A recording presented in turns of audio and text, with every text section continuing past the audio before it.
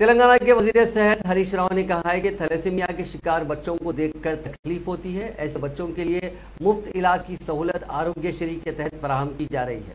وزیر ہریش راؤ نے thalassemia and sickle cell society کے زیر اہتمام Kamala hospital and research centre میں منعقدہ پروگرام سے بحیثیت مہمان خصوصی خطاب کرتے ہوئے تلنگانہ میں تھیلیسیمیا کے مریضوں کو بہتر خدمات پر سوسائٹی کی ستائش کی.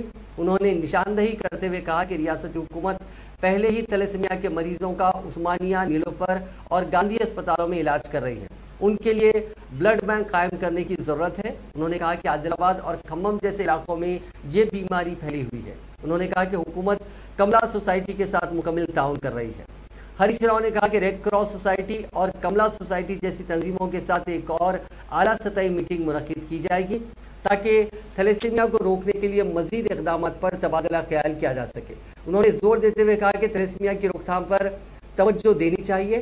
ہم تلنگانہ کو تھیلیسیمیا سے پاک ملک کی پہلی ریاست بنانے کی کوشش کریں گے جہاں کوئی تھیلیسیمیا کیس نہیں ہوگا.